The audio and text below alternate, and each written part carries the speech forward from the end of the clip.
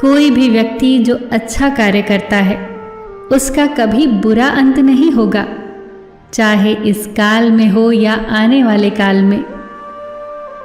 प्रकृति के विपरीत कार्य करके मनुष्य तनाव से ग्रसित हो जाता है। यही तनाव मनुष्य के विनाश का कारण बनता है। इसीलिए तनाव से मुक्त रहने के लिए धर्म और कर्म का मार्ग अपनाना चाहिए। क्यों व्यर्थ चिंता करते हो? किससे व्यर्थ डरते हो? कौन तुम्हें मार सकता है? आत्मा न पैदा होती है न मरती है।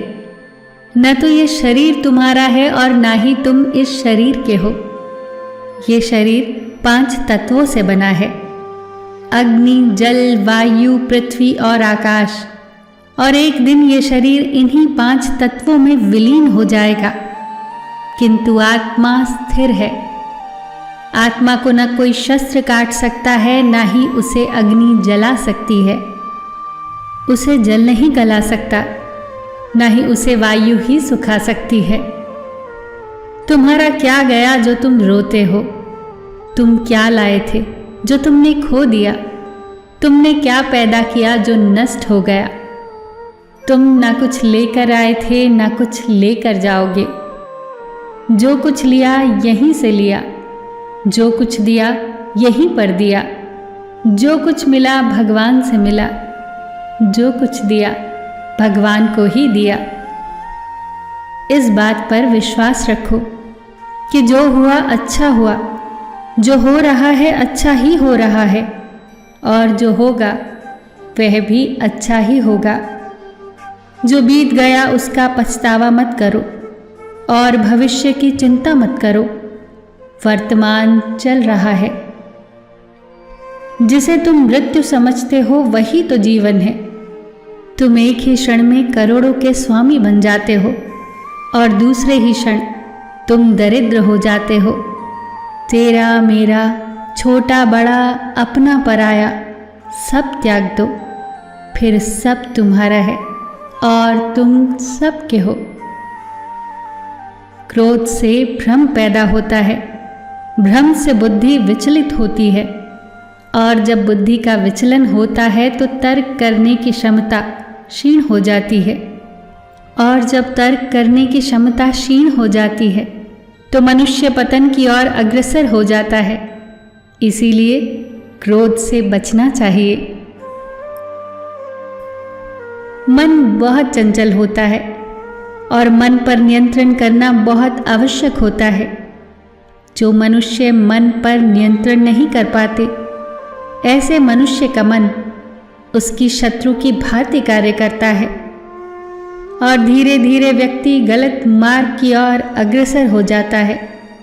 लगातार प्रयत्न करने से अशांत मन को वश में किया जा सकता है।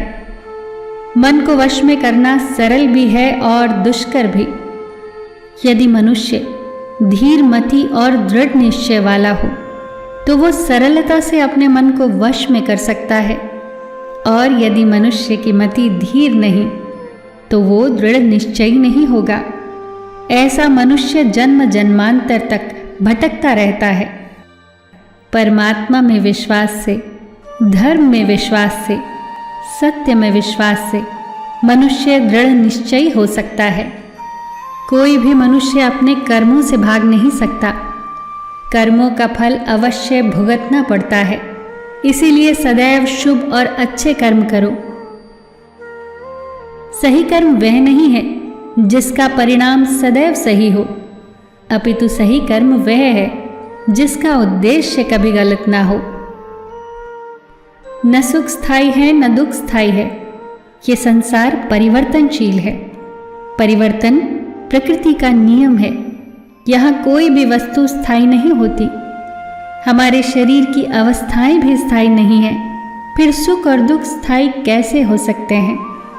मनुष्य को सुख और दुख दोनों भोगने पड़ते हैं। सुख और दुख एक ही चक्र के 2 अर्धभागों के समान है, और ये चक्र चलता रहता है, चलता ही रहता है। मनुष्य फल की इच्छा त्याग कर कर्म को अपना धर्म और कर्तव्य समझकर करे तो ये निष्काम कर्म है। फल तो अवश्य मिलेगा, परंतु मनुष्य इस फल को विधान की इच्छा समझकर ही स्वीकार करे। ज्ञानी पुरुष इसी योग को अपनाकर ही कर्म योगी बन जाते हैं।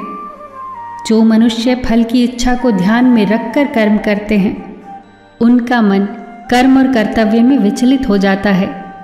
इसीलिए कर्म करो पर फल की इच्छा मत करो। न किसी के मरने का शोक करो, न किसी के साथ नाता टूटने का दुख मनाओ।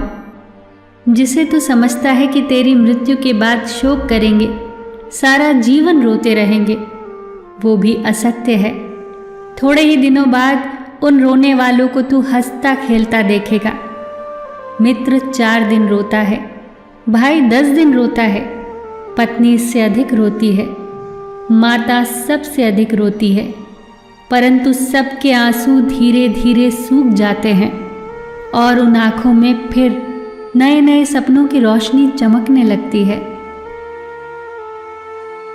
संसार में ज्ञान के समान पवित्र करने वाली कोई वस्तु नहीं है और न ही कोई तत्व है। ज्ञान ही सर्वोत्तम है। जो अज्ञानी हैं, जिनमें श्रद्धा भाव नहीं है, जो बात बात पर शंका करते हैं, संशय करते हैं, वो तो नष्ट हो ही जाते हैं। उन्हें न तो इस लोक में सुख मिलता है और न ही परलोक में। संशय को त्याग कर तुम्हारे भीतर जो मुनि बैठा है, उसे जगाओ और ज्ञान योगी बनो। जब जब धर्म की हानि होती है, तब तब मैं आता हूँ। जब जब अधर्म बढ़ता है, तब तब मैं आता हूँ। सज्जन लोगों की रक्षा के लिए मैं आता हूँ, दुष्टों के विनाश के लिए मैं आता हूँ, धर्म की स्थापना के लिए मैं आता हूँ और युग युग में जन्म लेता हूँ। मैं संसार के प्रत्येक कण में हूँ।